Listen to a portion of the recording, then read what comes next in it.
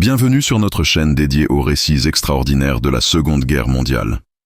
Aujourd'hui, nous vous emmenons dans les profondeurs de la jungle du Pacifique pour découvrir l'histoire incroyable du sergent-chef Robert Bobby McKenzie, un mécanicien de l'US Army Air Forces, dont l'obstination et le génie technique ont défié l'impossible.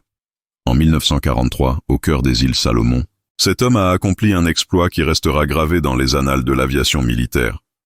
Reconstruire entièrement un P-38 Lightning écrasé avec des moyens de fortune et le remettre en état de vol pour qu'il reprenne le combat.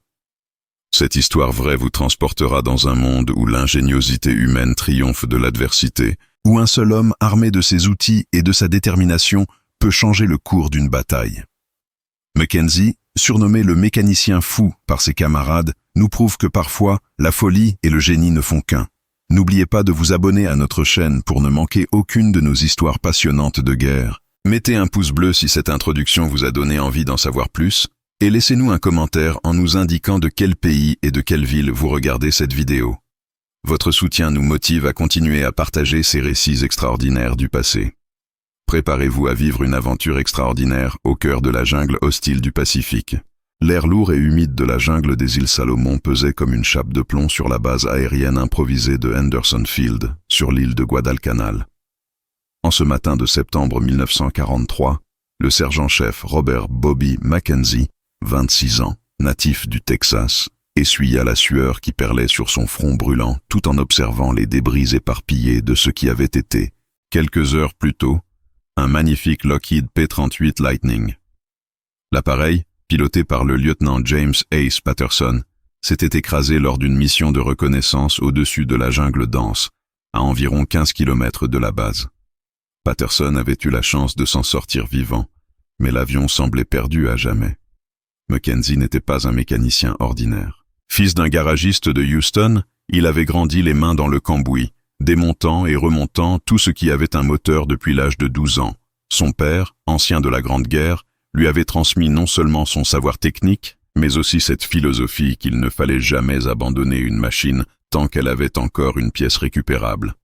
Un moteur, c'est comme un cœur, Bobby, lui disait-il souvent. Tant qu'il reste une étincelle de vie, on peut le faire repartir.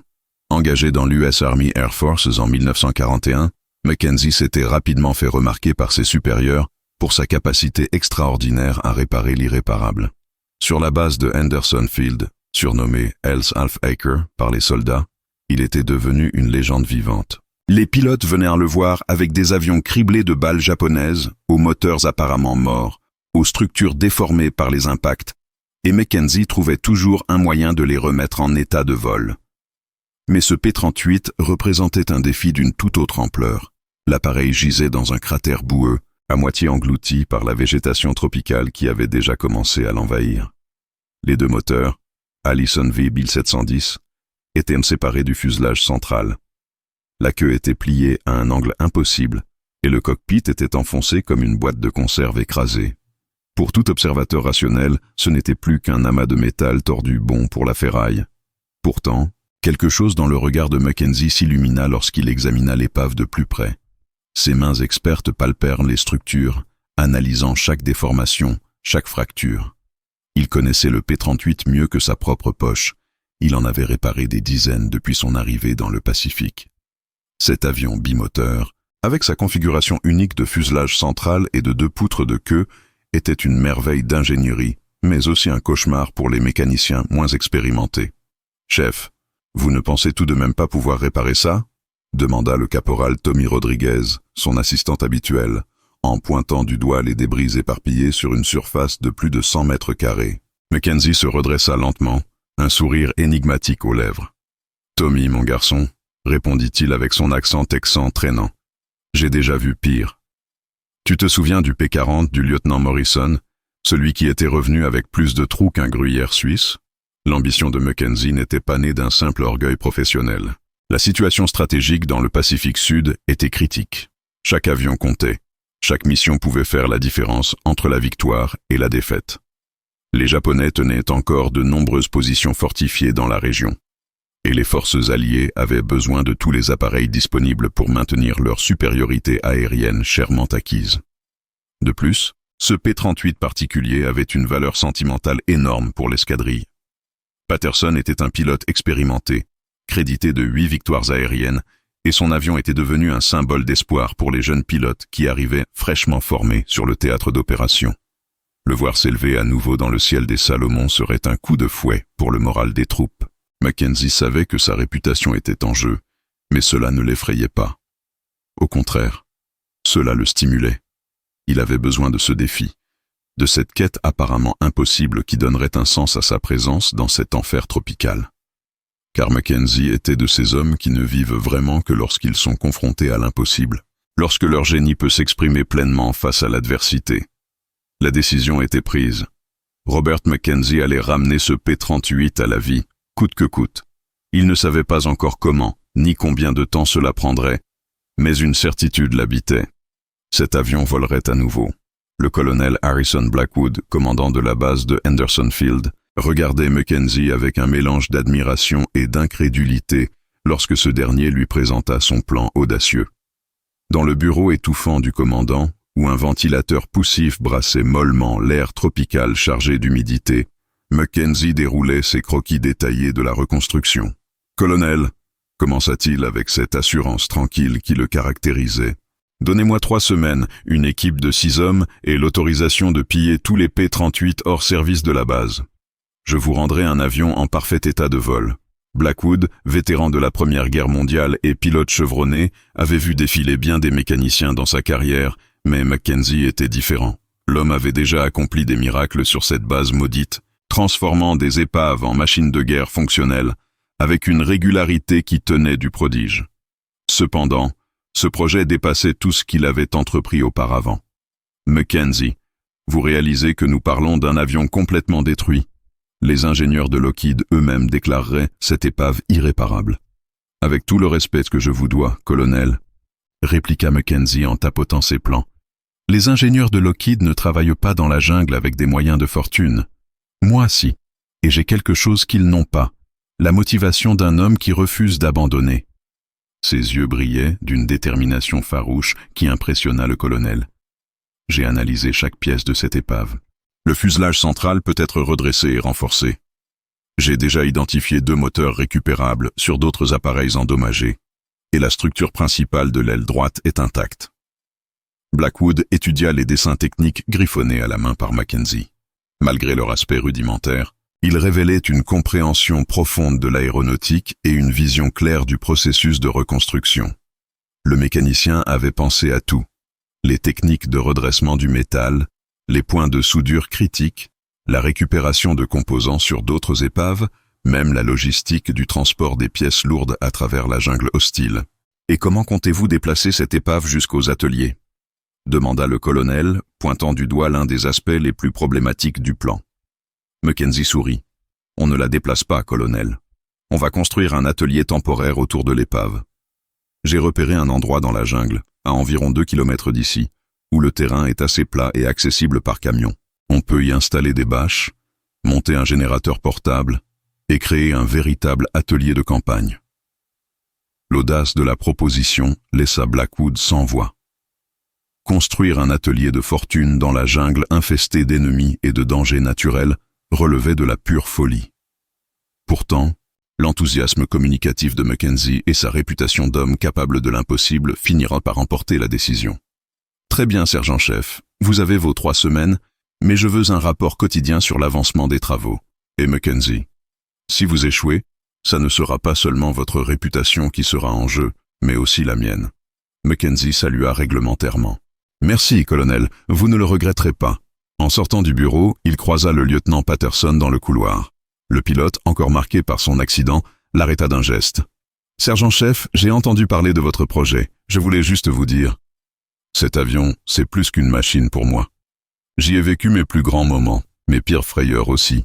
Si vous arrivez à le sauver. » « Lieutenant, » l'interrompit Mackenzie avec un sourire confiant. « Dans 3 semaines, vous serez aux commandes de votre P-38 et il volera mieux qu'avant l'accident. J'en fais le serment. » Patterson hocha la tête, ému par cette promesse qui semblait défier toute logique technique, mais portée par l'aura de confiance absolue qui émanait du mécanicien texan. Le soir même, Mackenzie rassembla son équipe dans le mess de la base. 6 hommes triés sur le volet, Rodriguez, son fidèle assistant, expert en électronique, Williams, soudeur hors pair venu des chantiers navals de Détroit. Johnson, spécialiste des moteurs et ancien mécanicien chez Ford. Thomson, génie de la mécanique hydraulique. Davis, expert en structures métalliques. Et enfin Murphy, le plus jeune, mais doué d'une intuition remarquable pour détecter les défaillances cachées. « Messieurs, » commença Mackenzie en déployant ses plans sur la table du mess, « nous allons accomplir quelque chose que beaucoup considèrent comme impossible. Nous allons ressusciter un P-38 Lightning à partir de débris éparpillés dans la jungle. Ce ne sera pas facile. Nous travaillerons dans des conditions extrêmes, avec des moyens limités. Mais j'ai confiance en chacun d'entre vous. » Il marqua une pause, scrutant le visage de chaque homme.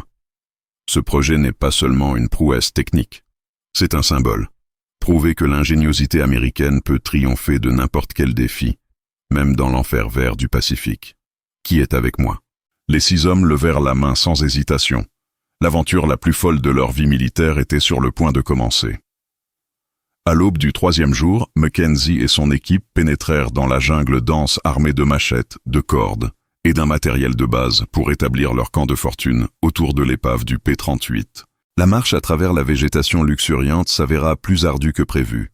Les racines aériennes des ficus étrangleurs formaient un véritable labyrinthe, tandis que l'humidité écrasante transformait chaque effort en épreuve d'endurance.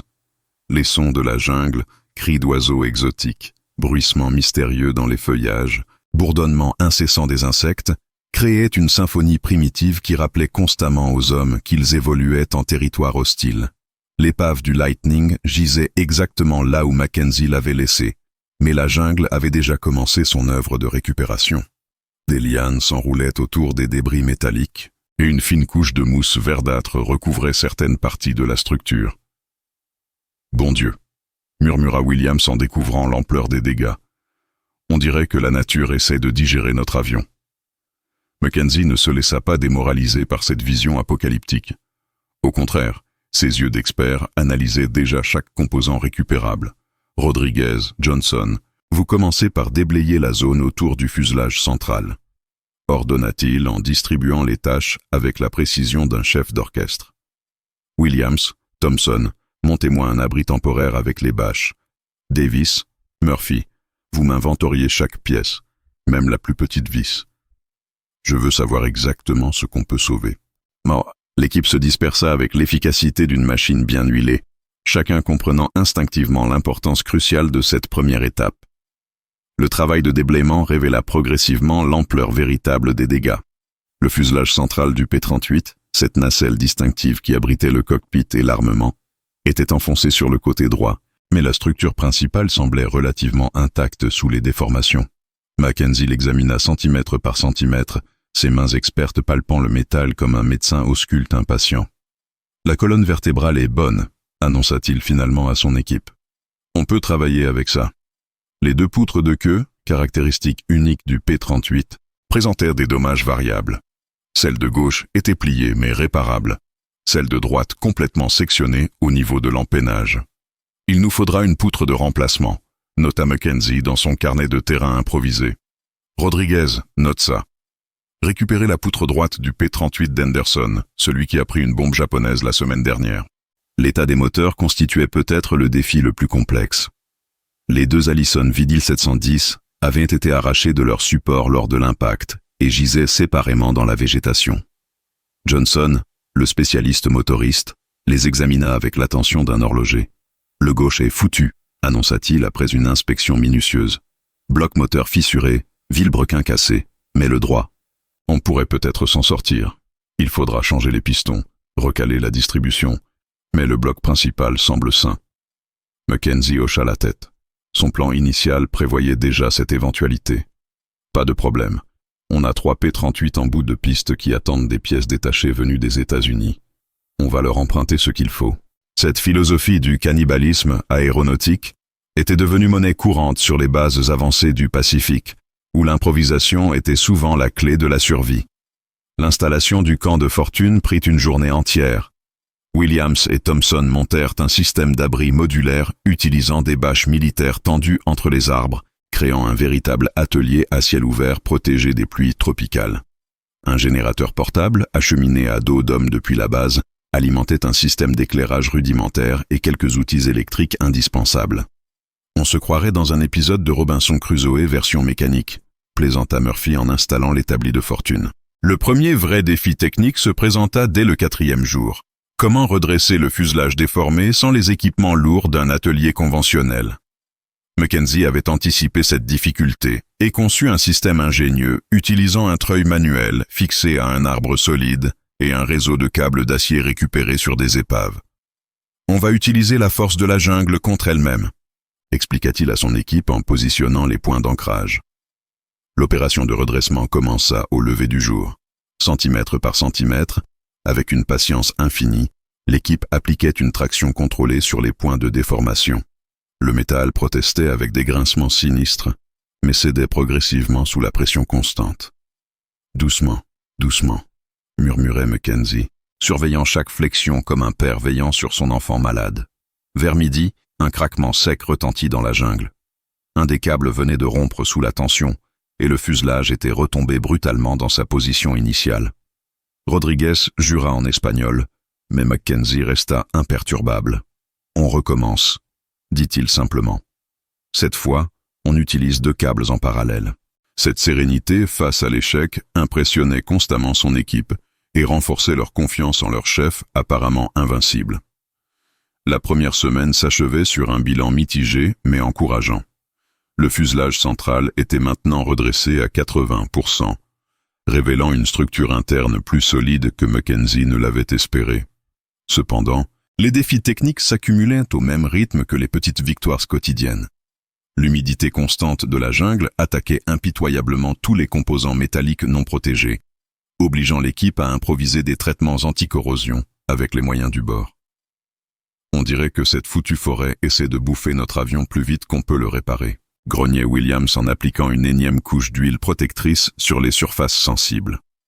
Mackenzie avait organisé son équipe selon un système de rotation permettant un travail continu malgré les conditions éprouvantes. Pendant que certains s'attelaient aux tâches lourdes de redressement et de soudure, d'autres effectuaient les trajets vers la base pour récupérer les pièces détachées nécessaires, transportant sur leur dos des composants parfois lourds de plusieurs dizaines de kilos à travers la jungle hostile. Rodriguez était devenu le spécialiste de ces expéditions logistiques, connaissant maintenant par cœur chaque racine, chaque obstacle du parcours forestier. La récupération des moteurs représentait le défi le plus complexe de cette première phase. Johnson avait démonté entièrement l'Allison droit récupérable, cataloguant chaque pièce avec un soin maniaque. Dans l'atmosphère moite de leur atelier improvisé, ils reconstituaient progressivement le puzzle mécanique, remplaçant les composants endommagés par des éléments neufs prélevés sur les autres épaves de la base. « C'est comme une chirurgie à cœur ouvert », expliquait-il à Murphy qui l'assistait. Sauf que là, le patient pèse 1,5 tonnes et qu'il faut le faire repartir à 15 000 pieds d'altitude. L'approvisionnement en pièces détachées posait des problèmes logistiques considérables. Chaque composant récupéré sur la base devait être transporté à travers 15 km de jungle dense, portage qui monopolisait plusieurs hommes pendant des heures.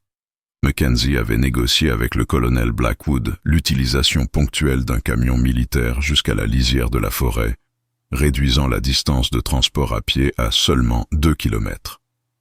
Même cette concession représentait un risque, car les véhicules motorisés étaient des cibles privilégiées pour les éventuels snipers japonais encore présents dans la région. Le moral de l'équipe fluctuait selon les réussites et les échecs quotidiens. Certains jours, quand une soudure particulièrement délicate tenait bon ou qu'un composant s'ajustait parfaitement, l'enthousiasme était palpable. D'autres fois, face à une pièce irrémédiablement endommagée ou à un problème technique apparemment insoluble, le découragement pointait. Mackenzie avait développé un talent particulier pour maintenir la cohésion du groupe, alternant encouragement technique et moments de détente où il racontait des anecdotes de son Texas natal ou des histoires de réparations impossibles accomplies durant sa carrière. La dimension psychologique du projet prenait une importance croissante. Travailler dans l'isolement de la jungle, loin du confort relatif de la base, soumis aux intempéries tropicales et à la menace constante mais invisible de l'ennemi, usait progressivement les nerfs les plus solides. Thompson, habituellement d'un caractère égal, avait explosé le 5e jour après qu'une pièce hydraulique minutieusement réparée se soit brisée lors du remontage. « Ça ne sert à rien !» avait-il crié. « On perd notre temps avec ce tas de ferraille. Mackenzie avait géré cette crise avec sa sagesse habituelle. Au lieu de réprimander Thompson, il l'avait emmené à l'écart et lui avait parlé calmement de l'importance symbolique de leur mission, de l'impact que leur réussite aurait sur le moral de toute la base, sur la confiance des pilotes qui risquaient leur vie quotidiennement. « Tommy, tu as raison, c'est dur. Mais regarde ce qu'on a déjà accompli en une semaine. Tu crois vraiment qu'on va s'arrêter maintenant ?» Thompson était revenu au travail le lendemain, plus déterminé que jamais. Les nouvelles de l'extérieur filtraient occasionnellement jusqu'au camp forestier par l'intermédiaire des porteurs de vivres. La guerre continuait, implacable, avec ses victoires et ses défaites quotidiennes. 3 P-38 de la base avaient été perdus lors d'une mission sur Rabaul, rappelant cruellement l'importance stratégique de chaque appareil disponible. Ces informations renforçaient la détermination de l'équipe, leur donnant le sentiment de participer, à leur manière unique, à l'effort de guerre. La fin de la première semaine fut marquée par une inspection surprise du colonel Blackwood. Accompagné du major Peterson, officier des opérations, et du capitaine Murray, responsable de la maintenance, il fit le déplacement jusqu'au camp de jungle pour évaluer l'avancement du projet. Ce qu'ils découvrirent dépassa leurs attentes les plus optimistes. Non seulement le fuselage était largement restauré, mais l'organisation du chantier révélait un professionnalisme qui forçait l'admiration. « Sergent-chef Mackenzie », déclara solennellement Blackwood après avoir inspecté minutieusement l'avion en reconstruction. « Je dois avouer que j'avais des doutes sur la faisabilité de votre projet. Force est de reconnaître que vous avez déjà accompli un miracle. » Mackenzie, couvert de cambouis et de sueur, mais rayonnant de fierté, salua respectueusement. « Colonel, nous ne sommes qu'au début. Dans 2 semaines, cet oiseau volera à nouveau. Je vous en donne ma parole de Texan. » La deuxième semaine débuta par un défi technique majeur qui faillit compromettre l'ensemble du projet.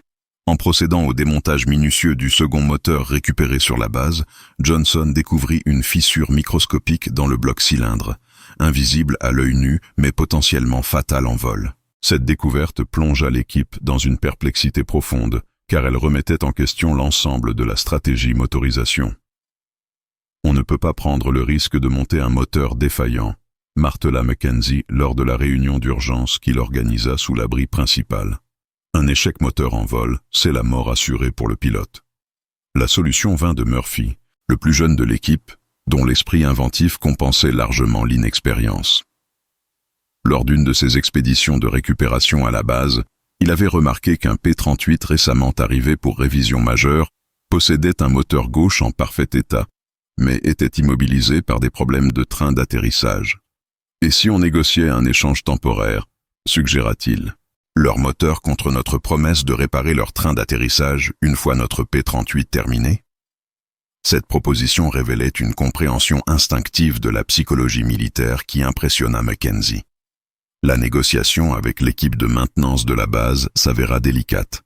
Le sergent Patterson, responsable de l'appareil en question, se montra d'abord réticent à prêter un moteur neuf pour ce qu'il considérait comme une expérience de fou. Mais Mackenzie déploya tout son charme texan et sa réputation légendaire pour convaincre son homologue. « Écoute, Patterson, tu connais mon travail. Quand je dis que je répare quelque chose, ça marche. Ton train d'atterrissage sera comme neuf, et en prime, tu auras participé à la résurrection du Lightning de Patterson. Ça n'a pas de prix, non ? » Le transport du moteur de remplacement à travers la jungle constitua une épopée en soi. Pesant plus de 600 kilos, l'Allison V-1710 nécessitait un système de portage spécialement conçu. Rodriguez et Williams imaginèrent un traîneau improvisé, utilisant des rondins de bois dur comme rouleaux et des cordes de parachute comme harnais. 6 hommes étaient nécessaires pour manœuvrer cet équipage de fortune, progressant de quelques centaines de mètres par heure sur le terrain accidenté de la forêt tropicale. L'installation du moteur dans son berceau métallique demanda 3 jours de travail acharné. Chaque raccordement électrique, chaque connexion hydraulique, chaque ligne de carburant devait être vérifiée et revérifiée selon les standards de sécurité aéronautique. Dans l'environnement hostile de la jungle, où l'humidité attaquait continuellement les contacts électriques et où la poussière s'infiltrait dans les mécanismes les plus étanches, cette minutie était vitale. « En vol, on n'a pas droit à l'erreur », répétait sans cesse Mackenzie à son équipe. Une connexion défaillante à 10 000 pieds, c'est un pilote mort. Parallèlement aux travaux motorisation, Davis s'attelait à la reconstruction de la structure alaire. L'aile droite, relativement intacte, nécessitait principalement un travail de redressement et de renforcement. Mais l'aile gauche, sérieusement endommagée lors de l'impact, demandait une reconstruction quasi complète. Utilisant des techniques de chaudronnerie apprises dans les chantiers navals de Détroit, Davis reformait patiemment les nervures métalliques, soudait les renforts structurels et reconstituait progressivement la géométrie aérodynamique originale. Le travail de précision requis pour cette reconstruction était stupéfiant. Chaque nervure d'aile devait respecter des tolérances de fabrication de l'ordre du millimètre, sous peine de créer des turbulences aérodynamiques fatales en vol. Davis avait improvisé des gabarits de contrôle utilisant des fils tendus et des équerres de fortune, vérifiant obsessionnellement chaque courbe, chaque angle. Une aile mal profilée, c'est comme un violon mal accordé, philosophait-il tout en limant méticuleusement un rebord métallique. Ça fait du bruit, mais ce n'est pas de la musique. La question de l'armement posa des problèmes spécifiques. Le P-38 Lightning était équipé d'un armement redoutable. 4 mitrailleuses de 50 et un canon de 20 mm, tous concentrés dans le nez du fuselage central. Les armes récupérées sur l'épave étaient inutilisables, déformées par l'impact et corrodées par l'humidité. Mackenzie dut négocier avec l'armurerie de la base pour obtenir un set d'armement complet, marchandage qui nécessita l'intervention personnelle du colonel Blackwood. L'aspect le plus délicat de l'armement concernait les systèmes de visée et de tir. Ces équipements électroniques sophistiqués, extrêmement sensibles à l'humidité, devaient être protégés et calibrés avec une précision chirurgicale. Rodriguez, fort de son expérience en électronique, passa des heures à étudier les schémas techniques, improvisant des solutions de protection contre l'environnement tropical. Ces trucs sont conçus pour fonctionner dans un hangar propre en Californie, pas dans la jungle des Salomon, maugréait-il, tout en enroulant minutieusement chaque connexion dans du ruban isolant. L'installation des systèmes de contrôle de vol représentait peut-être le défi technique le plus critique. Les câbles de commande, les systèmes hydrauliques, les compensateurs de vol devaient être réglés avec une précision absolue. Thomson, spécialiste des systèmes hydrauliques, travaillait avec la méticulosité d'un horloger suisse, vérifiant la pression de chaque circuit, l'étanchéité de chaque raccord. Une défaillance de commande de vol en altitude équivaudrait à une condamnation à mort pour le pilote. L'ambiance du camp avait évolué au fil des jours. L'enthousiasme initial avait laissé place à une détermination plus mature, teintée de respect pour la complexité de la tâche entreprise. Chaque homme avait trouvé sa place dans cette symphonie mécanique, apportant sa spécialité tout en apprenant des autres. L'isolement forestier avait soudé l'équipe d'une manière que n'aurait jamais permis un travail en atelier conventionnel.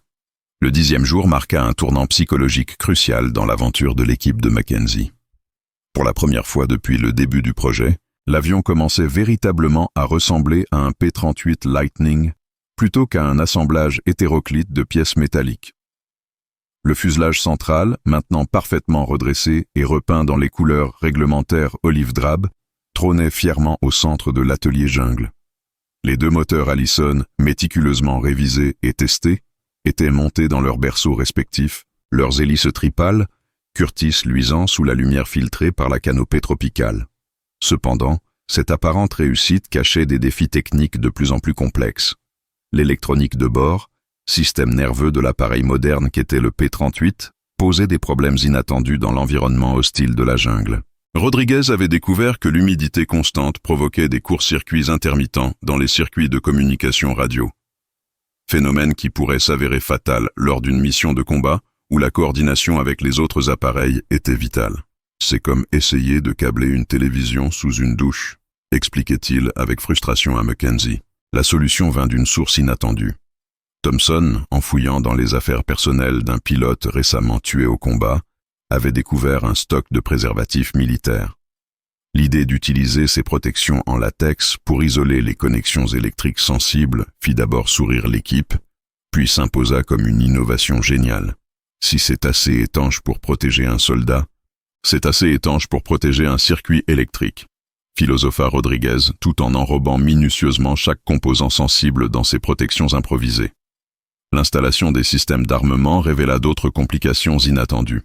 Les 4 mitrailleuses Browning de 50 et le canon hispano de 20 mm devaient être parfaitement alignés pour assurer une efficacité optimale au combat. Dans un atelier conventionnel, cette opération utilisait des dispositifs de visée laser et des bancs d'alignement de précision. Dans la jungle, Mackenzie et son équipe durent improviser un système utilisant des fils tendus, des miroirs récupérés sur des véhicules endommagés et une patience infinie. Davis, perfectionniste obsessionnel, passa une journée entière à régler l'alignement d'une seule mitrailleuse, vérifiant et revérifiant chaque angle avec des instruments de fortune. En combat aérien, 2 degrés d'écart peuvent faire la différence entre abattre un 0 et le manquer complètement. Justifiait-il quand Murphy lui suggérait d'accélérer le processus.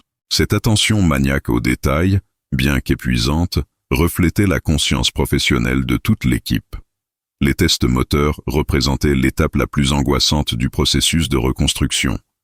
Johnson, responsable de la remise en état des Allison V1710, avait passé des nuits blanches à vérifier chaque réglage, chaque paramètre de fonctionnement. Le premier démarrage était prévu pour le lendemain et la tension était palpable dans le camp. Si ces moteurs ne démarrent pas du premier coup, c'est tout le projet qui s'effondre, confiait-il à Mackenzie lors de leur veillée nocturne sous les étoiles des Salomon. L'isolement du camp jungle commençait à peser psychologiquement sur l'équipe. Coupés du monde extérieur depuis plus d'une semaine, nourris exclusivement de rations militaires et d'eau purifiée, les hommes montrèrent des signes de fatigue nerveuse. Williams avait développé une obsession maniaque pour l'ordre et la propreté, nettoyant compulsivement ses outils après chaque utilisation. Murphy parlait tout seul en travaillant, tenant de longues conversations avec des interlocuteurs imaginaires. Mackenzie, conscient de ces tensions croissantes, organisa ce soir-là ce qu'il appela pompeusement la première assemblée générale de la République du P-38. Rassemblant son équipe autour d'un feu de camp improvisé, il distribua des rations de whisky de contrebande qu'il gardait secrètement dans son paquetage personnel. « Messieurs, déclara-t-il solennellement, nous sommes en train d'accomplir quelque chose d'historique. Dans 50 ans, les gens parleront encore du groupe de fous qui a reconstruit un P-38 dans la jungle des Salomon. » Cette soirée de détente eut un effet thérapeutique remarquable sur le moral de l'équipe. Les hommes partagèrent leurs souvenirs d'avant-guerre, leurs projets d'après-conflit, leurs peurs et leurs espoirs. Rodriguez raconta son enfance dans les quartiers pauvres de Los Angeles, son rêve de devenir ingénieur électricien. Johnson évoqua sa femme et ses 2 enfants restés au Michigan, sa promesse de leur construire la plus belle maison de Détroit avec l'argent économisé durant la guerre. Davis révéla un talent caché de conteur, racontant avec un humour irrésistible ses aventures dans les chantiers navals, quand il réparait des navires de guerre endommagés par les U-boots allemands. Thompson partagea sa passion pour l'aviation civile, son projet d'ouvrir une école de pilotage dans l'Oregon après la guerre. Murphy, le plus jeune, avoua timidement qu'il envisageait d'étudier l'ingénierie aéronautique, inspiré par cette expérience extraordinaire. Williams, habituellement taciturne, surprit tout le monde en révélant ses talents de musicien. Il avait récupéré une harmonica dans les affaires d'un soldat décédé et improvisa un concert impromptu sous les étoiles tropicales. Les mélodies mélancoliques de Home on the Range et Danny Boy résonnèrent étrangement dans la jungle hostile, créant un moment de poésie inattendue au cœur de cette aventure technique. Mackenzie observait ces hommes avec une émotion qu'il s'efforçait de cacher. Ces 6 mois dans le Pacifique lui avaient appris que la guerre ne se gagnait pas seulement avec des armes et des stratégies, mais aussi avec l'esprit d'équipe, la solidarité et cette capacité uniquement humaine à créer de la beauté et de l'espoir dans les pires circonstances. Son équipe n'était plus seulement un groupe de mécaniciens, c'était devenu une fraternité forgée par le défi commun et la confiance mutuelle. La nuit tropicale enveloppait progressivement le camp, apportant sa fraîcheur relative et ses bruits mystérieux. Demain, les tests moteurs révéleraient si 2 semaines d'efforts acharnés avaient abouti à un succès ou à un échec. Mais ce soir, sous les constellations du Pacifique Sud, l'équipe Mackenzie savait qu'elle avait déjà remporté une victoire plus importante que la simple reconstruction d'un avion de guerre. L'aube du 11e jour se leva dans une atmosphère électrique. Tous savaient que cette journée serait décisive. C'était le moment du premier test moteur, l'épreuve de vérité qui déterminerait si des semaines d'efforts acharnés aboutiraient au triomphe ou à l'échec. Mackenzie avait mal dormi, tournant et retournant dans son hamac militaire, repassant mentalement chaque étape de la révision moteur, chaque connexion, chaque réglage. À ses côtés, Johnson n'avait pas fermé l'œil, vérifiant obsessionnellement ses carnets de notes techniques. La procédure de démarrage d'un P-38 Lightning était complexe, même dans des conditions normales. Dans l'improvisation de leur atelier jungle, elle relevait de l'exploit technique. Il fallait d'abord amorcer les circuits hydrauliques, vérifier la pression d'huile, contrôler les systèmes électriques, puis lancer la séquence d'allumage dans un ordre précis. La moindre erreur pouvait endommager irrémédiablement des mois de travail ou, pire, provoquer un incendie dans l'environnement sec de la végétation tropicale. Rodriguez avait passé la nuit précédente à effectuer les dernières vérifications électroniques, testant chaque circuit avec son multimètre de campagne. Thompson contrôlait une dernière fois la pression des systèmes hydrauliques, Williams vérifiait l'alignement des hélices, Davis inspectait les points de fixation structurels. Murphy, nerveux, avait improvisé un système d'extinction d'urgence utilisant du sable de rivière et des couvertures militaires mouillées, au cas où le premier démarrage tournerait au cauchemar. « Messieurs », annonça solennellement Mackenzie à son équipe rassemblée autour du P-38 restauré, « le moment de vérité est arrivé. Johnson, tu prends les commandes du démarrage. Rodriguez, tu surveilles tous les paramètres électriques. Thompson, tu gardes l'œil sur les pressions. Davis et Williams, vous êtes prêts à intervenir en cas de problème mécanique. Murphy, tu restes près du système d'extinction. » Chacun acquiesça gravement, comprenant l'importance historique de cet instant. Johnson s'installa aux commandes, ses mains tremblant légèrement sur les manettes. Il avait démarré des centaines de moteurs d'avion durant sa carrière, mais jamais dans de telles conditions, jamais avec autant d'enjeux personnels et collectifs. « Contact batterie », annonça-t-il d'une voix tendue. Les voyants du tableau de bord s'illuminèrent faiblement dans la pénombre de l'habitacle. « Pression hydraulique nominale », confirma Thompson. « Circuits électriques, ok », ajouta Rodriguez. « Amorçage moteur gauche », poursuivit Johnson en actionnant la pompe d'amorçage manuelle. Le bruit de succion rythmé résonna dans le silence de la jungle, accompagné par le battement nerveux des cœurs de l'équipe. Commande de richesse sur auto, mélange riche, hélice en position démarrage. Chaque geste était exécuté avec la précision d'un rituel religieux, chaque paramètre vérifié et revérifié. Contact allumage. Maintenant. Le démarreur électrique se mit en marche avec un gémissement métallique, entraînant le moteur dans ses premières rotations hésitantes. Pendant quelques secondes qui parurent une éternité, seul le bruit du démarreur troublait le silence tropical. Puis, soudain, une explosion sourde, suivie d'une autre, puis d'une troisième. Le moteur Allison V1710 s'éveillait lentement à la vie, toussant et crachotant comme un géant émergeant d'un long sommeil. « Il démarre! Il démarre !» cria Murphy, incapable de contenir son enthousiasme. Mais Johnson, concentré, continuait sa procédure sans se laisser distraire par l'euphorie ambiante. Le moteur gauche tournait maintenant de façon régulière, son ronronnement puissant emplissant la jungle d'un son rassurant. « Température d'huile en montée, pression nominale », annonça Thompson. « Tous les paramètres au vert », confirma Rodriguez. « Moteur droit maintenant », déclara Johnson en passant à la séquence suivante. Cette fois, la procédure se déroula avec une fluidité parfaite. Le second Allison s'éveilla du premier coup, ajoutant sa voix grave au concert mécanique. Le P-38 Lightning vibrait maintenant de toute sa puissance retrouvée, ses 3000 chevaux combinés faisant trembler les arbres alentours et affolant les oiseaux exotiques qui s'envolèrent dans un nuage multicolore. Mackenzie sentit les larmes lui monter aux yeux. Après 15 jours d'efforts surhumains, son rêve fou prenait forme. L'avion qu'il avait trouvé en pièces détachées dans un cratère boueux rugissait maintenant de vie, prêt à reprendre sa mission de guerre. « Coupez les moteurs !» ordonna-t-il finalement, la voix étranglée par l'émotion. Le silence qui suivit l'arrêt des moteurs sembla assourdissant après le concert de puissance qui venait de résonner dans la forêt. L'équipe explosa en cris de joie et d'embrassades fraternelles. Williams saisit son harmonica et entonna une version endiablée de « When Johnny Comes Marching Home ». Rodriguez dansait une gigue improvisée autour de l'avion, criant des « olé » retentissants. Thompson et Davis se congratulaient en riant comme des enfants. Murphy, le plus jeune, pleurait ouvertement de bonheur et de fierté. Mais Mackenzie, malgré sa joie évidente, gardait les pieds sur terre. « Messieurs, c'est fantastique. Mais ce n'était que le premier test. Il nous reste encore les essais roulage, les vérifications système de vol, et surtout le premier vol d'essai. On n'a gagné qu'une bataille, pas la guerre. » Cependant, Même sa prudence habituelle ne pouvait masquer l'immense satisfaction qui l'habitait. L'impossible était en train de devenir réalité.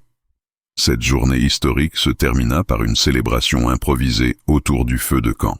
Mackenzie avait autorisé la distribution d'une ration exceptionnelle de whisky, et l'équipe savourait ce moment de triomphe bien mérité.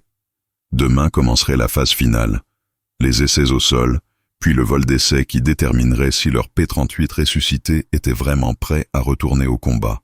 Mais ce soir, dans la jungle des Salomons, 6 mécaniciens américains avaient prouvé que l'impossible n'était qu'un défi de plus à relever.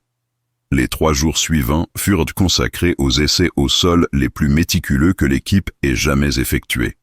Mackenzie avait établi un protocole de test rigoureux, inspiré des procédures de l'usine Lockheed, mais adapté aux conditions particulières de leur atelier forestier. Chaque système devait être vérifié individuellement, puis en interaction avec les autres composants, selon une méthodologie qui révélait l'expertise professionnelle du Texan. Un avion de chasse, c'est comme une montre de précision, expliquait-il à son équipe. Si le moindre rouage fonctionne mal, c'est toute la machine qui peut s'arrêter au pire moment. La première série d'essais porta sur les systèmes moteurs. Johnson fit tourner alternativement chaque Allison V1710 à différents régimes, surveillant obsessionnellement les paramètres de température, de pression d'huile et de consommation de carburant. Les moteurs reconditionnés répondaient parfaitement aux sollicitations, leur rugissement harmonieux résonnant dans la jungle comme un défi lancé à l'adversité. « Ils chantent juste », annonça Johnson avec satisfaction après avoir poussé les moteurs jusqu'à 75% de leur puissance maximale. Pas une seule vibration parasite, pas le moindre cliquetis suspect. Les tests des systèmes hydrauliques révélèrent quelques problèmes mineurs que Thompson s'empressa de corriger. Une fuite microscopique au niveau d'un raccord de commande de volet nécessita le démontage complet du circuit concerné. Opération délicate qui monopolisa une journée entière. En vol, une panne hydraulique peut être fatale, justifiait Thompson, tout en resserrant méticuleusement chaque connexion. Les commandes de vol du P-38 sont assistées hydrauliquement, pas question de prendre le moindre risque. L'armement posa des défis particuliers. Davis avait minutieusement réglé l'alignement des 4 mitrailleuses de 50 et du canon de 21 mm, mais il fallait maintenant vérifier le fonctionnement des systèmes de chargement et d'éjection des munitions. Dans l'impossibilité de procéder à des tirs réels en raison des risques d'incendie dans la végétation sèche, l'équipe dut se contenter de tests à blanc utilisant des cartouches d'exercice. Le claquement sec des mécanismes de tir résonna comme une musique aux oreilles de Mackenzie. Chaque arme fonctionnait avec la précision d'un métronome. Rodriguez s'attaqua aux systèmes électroniques et de communication, domaine critique pour un chasseur appelé à opérer en formation. La radio haute fréquence, protégée de l'humidité par les préservatifs en latex, fonctionnait parfaitement, établissant des communications claires avec la base de Henderson Field distante de 15 km. Ici P-38 Résurrection, test de transmission, répondez, lança Rodriguez dans le micro d'un ton enjoué. La réponse ne se fit pas attendre. P-38 Résurrection, ici base Henderson, réception 5 sur 5. Félicitations pour votre travail extraordinaire. Le système de navigation et les instruments de vol nécessitèrent un calibrage de précision. Dans un atelier conventionnel, cette opération utilisait des équipements sophistiqués pour simuler différentes conditions de vol. Dans la jungle, Mackenzie et son équipe durent improviser des solutions créatives. Ils utilisèrent un niveau à bulle de maçon pour vérifier l'horizon artificiel, un compas maritime récupéré sur une épave navale pour calibrer le compas magnétique, et même les étoiles pour vérifier l'orientation du gyrocompas lors des tests nocturnes. Williams se concentra sur les systèmes de carburant, vérifiant minutieusement l'étanchéité des réservoirs et le fonctionnement des pompes d'alimentation. Le P-38 Lightning possédait un système de carburant complexe, avec des réservoirs multiples et des systèmes de transfert automatique pour maintenir l'équilibre de l'appareil en vol. Une panne de pompe à carburant à haute altitude, c'est l'arrêt moteur assuré, murmurait Williams tout en contrôlant chaque joint, chaque valve du système d'alimentation. Murphy, malgré son jeune âge, s'était vu confier la responsabilité cruciale des tests des commandes de vol. Il vérifiait méthodiquement la course de chaque gouverne, la tension des câbles de commande, la réactivité des compensateurs. Assis dans le cockpit du P-38, il actionnait alternativement le manche et les palonniers, observant la réponse des surfaces mobiles, avec l'attention d'un pilote expérimenté. Gouverne de profondeur, débattement complet, pas de point dur, annonçait-il dans l'intercom d'essai. Gouverne de direction, réponse immédiate, tension optimale. L'un des tests les plus spectaculaires concernait les hélices à pas variable Curtis. Ces mécanismes complexes permettaient d'optimiser l'efficacité de propulsion selon les phases de vol, mais leur fonctionnement nécessitait une synchronisation parfaite entre les deux moteurs. Johnson fit plusieurs essais de changement de pas, écoutant attentivement le bruit caractéristique des pales qui modifiaient leur angle d'attaque. Pas petit pour le décollage, pas grand pour la croisière. Parfait. Ces hélices répondent comme des danseuses étoiles. Les essais de roulage représentaient l'étape la plus dangereuse des tests au sol. Mackenzie avait fait débroussailler une piste improvisée de 200 mètres de longueur, suffisante pour tester les freins, la direction au sol et la stabilité de l'appareil à différentes vitesses. Williams prit place aux commandes pour ces essais, son expérience de pilote amateur le désignant naturellement pour cette mission délicate. Moteur au ralenti, freins testés. On commence par du roulage lent, annonça-t-il en libérant les freins. Le P-38 s'ébranla majestueusement, ses roues principales mordant le sol inégal de la piste forestière. À 10, puis 15, puis 20 nœuds, l'appareil roulait droit et stable, répondant parfaitement aux commandes de direction. Freinage d'urgence maintenant, ordonna Mackenzie par radio.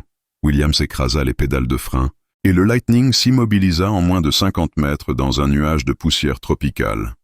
Freins OK, direction OK, stabilité parfaite, confirma Williams, un large sourire illuminant son visage noirci par les gaz d'échappement.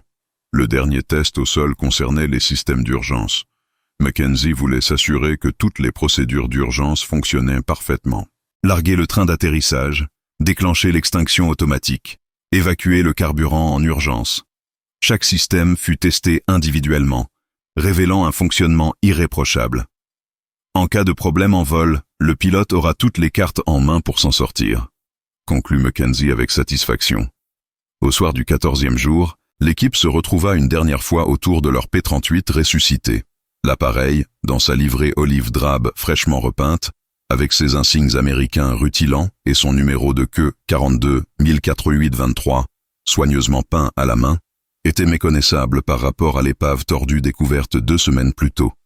Il ne restait plus qu'une étape, la plus périlleuse. Le premier vol d'essai qui déterminerait si leur miracle technique était aussi un miracle aéronautique. Demain, le lieutenant Patterson reprendrait les commandes de son fidèle Lightning pour un rendez-vous avec l'histoire. Le 15e jour se leva dans une atmosphère solennelle mêlée d'excitation fébrile. Le premier vol d'essai du P-38 ressuscité était programmé pour 8 heures du matin, moment où les conditions météorologiques tropicales étaient généralement les plus favorables. Mackenzie n'avait pratiquement pas dormi, passant la nuit à effectuer une dernière inspection complète de l'appareil, vérifiant obsessionnellement chaque boulon, chaque connexion, chaque système. La responsabilité qui pesait sur ses épaules était écrasante. La vie du lieutenant Patterson dépendait entièrement de la qualité de leur travail. Le pilote lui-même arriva au camp forestier aux premières lueurs de l'aube, accompagné du colonel Blackwood et d'une petite délégation d'officiers venus assister à cet événement historique. Patterson contempla longuement son appareil restauré, l'émotion visible sur son visage marqué par les épreuves du combat. « Sergeant-chef Mackenzie, déclara-t-il solennellement, je ne trouve pas les mots pour exprimer ma gratitude. Cet avion, c'est ma vie, mon identité. Le voir revivre grâce à votre travail, c'est un miracle. » Mackenzie, malgré sa fierté évidente, restait conscient des risques. « Lieutenant, cet appareil a été entièrement reconstruit dans des conditions exceptionnelles. Tous nos tests au sol sont parfaits. Mais le vol révèle parfois des problèmes invisibles au sol. Soyez prudents. Ne poussez pas les limites lors de ce premier essai. » Patterson hocha gravement la tête.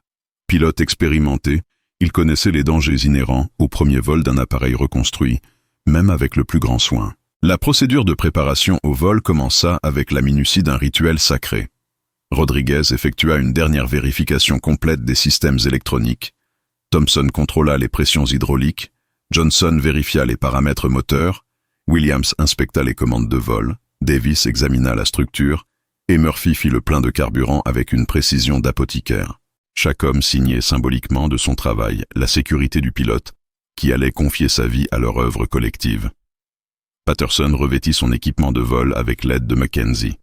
Combinaison de vol, gilet de sauvetage, parachute dorsal, casque de cuir avec les lunettes de protection, Chaque élément était vérifié et revérifié selon la checklist de sécurité la plus stricte. En cas de problème, n'hésitez pas à sauter, recommanda Mackenzie. L'avion, on peut le reconstruire. Vous, on ne peut pas vous ressusciter. Patterson sourit avec une confiance qu'il était loin de ressentir totalement. L'installation dans le cockpit prit une dizaine de minutes supplémentaires. Patterson vérifiait méthodiquement chaque instrument, chaque commande, se réappropriant progressivement l'environnement familier de son poste de pilotage. Malgré la reconstruction complète, l'équipe Mackenzie avait scrupuleusement respecté la configuration originale, permettant au pilote de retrouver ses automatismes. Tout semble parfaitement en place, annonça-t-il dans l'intercom. On peut procéder au démarrage. La séquence de mise en route se déroula avec une fluidité parfaite. Les deux moteurs Allison s'éveillèrent du premier coup, leur ronronnement puissant emplissant la jungle de leur symphonie mécanique familière. Patterson effectua consciencieusement tous les tests préparatoires, réchauffe moteur, vérification des paramètres, essai des commandes de vol, contrôle des instruments de navigation. Tout système au vert, annonça-t-il finalement. Demande l'autorisation de décoller. Mackenzie et son équipe s'étaient bien positionnés à l'orée de la piste improvisée, d'où ils pourraient observer le décollage et intervenir rapidement en cas d'urgence. L'ambulance de la base était présente, ainsi que le camion-citerne des pompiers, précaution standard pour un premier vol, mais qui soulignait la réalité des risques encourus. « Autorisation accordée, lieutenant », répondit Mackenzie dans la radio. « Bon vol, et ramenez-nous cet oiseau en un seul morceau. » Le P-38 Lightning s'ébranla lentement sur la piste de terre battue, ses moteurs montant progressivement en régime. Patterson gérait avec une expertise consommée l'asymétrie de poussée inhérente au bimoteur, maintenant parfaitement l'axe de roulage malgré l'irrégularité du terrain. À 30, puis 40, puis 50 nœuds, l'appareil accélérait régulièrement, ses hélices tripales mordant l'air tropical avec une efficacité redoutable. Soudain, à 60 nœuds, le train d'atterrissage principal quitta le sol. Le P-38 ressuscité s'élevait majestueusement dans le ciel des Salomons, défiant les lois de la gravité avec la grâce naturelle d'un oiseau de proie. Mackenzie sentit sa gorge se serrer d'émotion.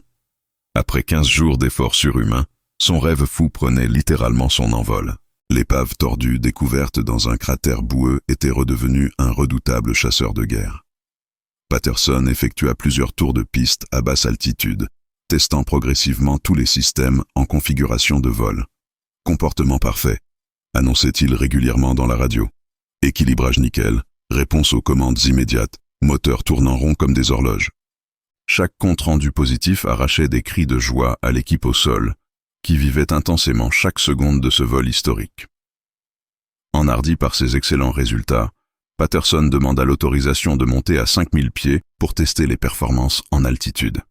« Autorisé, mais restez prudent », répondit Mackenzie, partagé entre la fierté et l'inquiétude. Le P-38 prit de l'altitude avec une puissance impressionnante, ses moteurs Allison développant leurs 1475 chevaux nominaux sans la moindre hésitation. À 5000 pieds, Patterson effectua une série de tests de performance, montée à pleine puissance, piqué contrôlé, virage serré, décrochage contrôlé. Chaque manœuvre confirmait que l'appareil reconstruit possédait toutes les qualités de vol du P-38 original. « Incroyable !» s'exclama le pilote dans la radio. « Cet avion vole mieux qu'avant l'accident. Je sens une stabilité et une précision exceptionnelles. » Après 45 minutes de vol d'essai intensif, Patterson annonça son intention d'atterrir. L'approche finale fut un modèle de précision. L'appareil touchant le sol de la piste forestière, avec la douceur d'une plume malgré les conditions rustiques. Quand les moteurs s'arrêtèrent définitivement, un silence impressionnant s'abattit sur le camp, rompu soudain par l'explosion de joie de toute l'équipe. Patterson descendit de son cockpit avec un sourire radieux, serrant longuement Mackenzie dans ses bras. « Sergent-chef, vous et votre équipe venez d'accomplir un miracle. Cet avion est non seulement réparé, il est sublimé. C'est la plus belle machine que j'ai jamais pilotée. » Ces mots, venant d'un pilote de chasse expérimenté, représentaient la plus belle récompense possible pour des semaines d'efforts acharnés. Le colonel Blackwood, visiblement ému par ce qu'il venait de voir, s'avança vers Mackenzie. « Sergent-chef, au nom de l'US Army Air Forces, je vous félicite pour cet exploit remarquable. Vous et votre équipe venez de prouver que l'impossible n'existe pas quand on a du courage, de la compétence et de la détermination. Cette reconnaissance officielle scellait le triomphe de l'équipe qui avait défié toutes les lois de la logique aéronautique. 3 jours après le vol d'essai triomphal, le P-38 Lightning, ressuscité par l'équipe de Mackenzie, reprenait officiellement du service actif au sein de la 39th Fighter Squadron basée à Henderson Field. L'appareil, rebaptisé Phoenix Rising par Patterson lui-même, arborait désormais fièrement cette inscription peinte à la main par Williams sur le nez du fuselage central, accompagné d'un phénix stylisé aux ailes déployées. Ce nom résumait parfaitement l'épopée extraordinaire de cette machine de guerre revenue d'entre les morts, grâce à l'obstination d'un mécanicien texan et de son équipe de génie. La nouvelle de cet exploit technique s'était rapidement répandue à travers toutes les bases alliées du Pacifique Sud, transformant Mackenzie et ses hommes en véritables héros de l'ombre. Des journalistes militaires vinrent documenter cette histoire incroyable, des officiers supérieurs firent le déplacement pour examiner l'avion reconstruit, et même des ingénieurs de l'usine Lockheed demandèrent des rapports détaillés sur les techniques d'improvisation utilisées. Ce que vous avez accompli défie toutes les règles de l'aéronautique conventionnelle, déclara l'ingénieur en chef Harrison, envoyé spécialement de Californie. Vos innovations vont probablement être intégrées dans nos manuels de maintenance de campagne. Mais pour Mackenzie, la vraie récompense vint le 6e jour, quand Patterson revint de sa première mission de combat aux commandes du Phoenix Rising.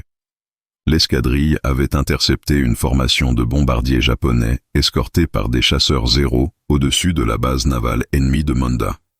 Dans la bataille aérienne qui s'ensuivit, Patterson abattit 2 Zéro et contribua à la destruction de 3 bombardiers Betty, performance remarquable qui confirmait les qualités exceptionnelles de son appareil reconstruit. Sergent-chef, raconta Patterson à Mackenzie en descendant de son cockpit, le visage noirci par la fumée des combats, mais rayonnant de satisfaction. Votre P-38 s'est comporté comme un champion. J'ai pu manœuvrer de façon plus agressive que jamais, les moteurs ont répondu instantanément à chaque sollicitation, et l'armement a fonctionné avec une précision chirurgicale. Les Japonais n'ont jamais su ce qui les frappait. Cette validation au combat représentait l'aboutissement ultime du projet fou initié 3 semaines plus tôt dans la jungle hostile.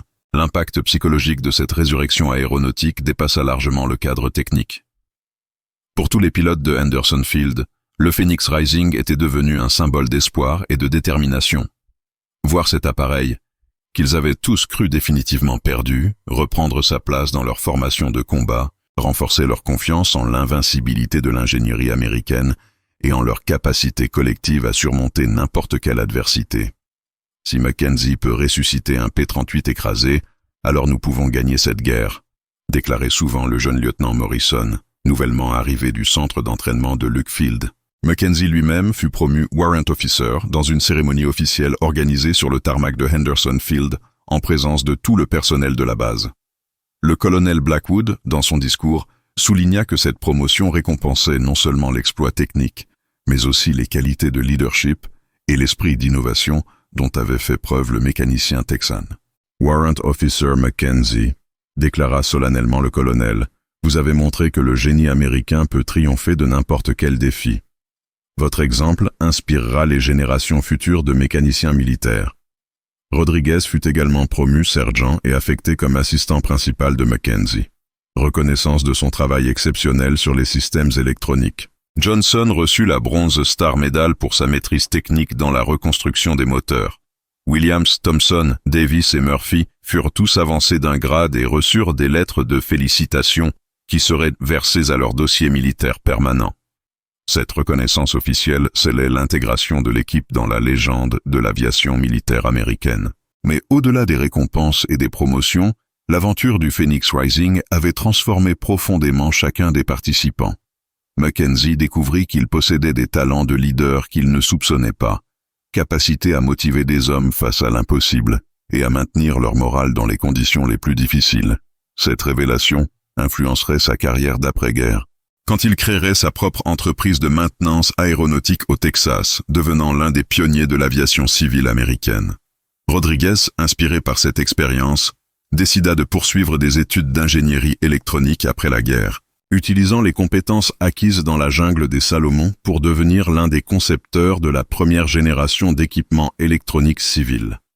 Johnson retourna dans l'industrie automobile, mais en tant qu'ingénieur cette fois, appliquant les leçons de précision et d'innovation apprises durant la reconstruction du P-38. Williams ouvrit effectivement son école de soudure en Oregon, formant des centaines d'apprentis selon les méthodes de perfectionnement qu'il avait développées dans l'atelier Jungle. Thomson réalisa son rêve d'école de pilotage, devenant un instructeur réputé qui formait les futurs pilotes de ligne selon des standards de sécurité directement inspirés de son expérience militaire. Davis rejoignit l'industrie aéronautique naissante, participant à la conception des premiers avions de ligne commerciaux. Murphy, le plus jeune, obtint effectivement son diplôme d'ingénieur aéronautique et contribua au développement des premiers avions à réaction civile, gardant toujours sur son bureau une photo de l'équipe devant le Phoenix Rising. L'histoire du P-38 Lightning ressuscité dans la jungle des Salomon devint rapidement légendaire dans l'aviation militaire mondiale. Elle fut enseignée dans les écoles de mécanique aéronautique comme exemple parfait d'innovation, de détermination et de travail d'équipe. Des dizaines d'articles techniques furent publiés, analysant les méthodes développées par l'équipe Mackenzie et leur applicabilité dans d'autres contextes de maintenance de campagne. Le Phoenix Rising lui-même continua sa carrière opérationnelle jusqu'à la fin de la guerre, totalisant plus de 200 heures de vol de combat et participant à toutes les grandes offensives alliées dans le Pacifique Sud. Patterson le pilota jusqu'en 1945, portant son score personnel à 22 victoires aériennes confirmées. Quand la guerre se termina, l'appareil fut rapatrié aux États-Unis et exposé au Musée national de l'air et de l'espace, où une plaque commémorative raconte encore aujourd'hui l'histoire extraordinaire de sa résurrection dans la jungle hostile des îles Salomon. Aujourd'hui, plus de 80 ans après ces événements, l'histoire de Robert Bobby Mackenzie et de son équipe continue d'inspirer mécaniciens, ingénieurs et tous ceux qui croient que l'impossible n'est qu'un défi de plus à relever. Dans un monde où la technologie semble parfois nous dépasser, leur exemple rappelle que le génie humain, la détermination et l'esprit d'équipe peuvent encore accomplir des miracles. Le Phoenix Rising vole encore dans la mémoire collective, symbole éternel de la capacité humaine à créer de l'espoir et de la beauté au cœur même de la guerre et de l'adversité.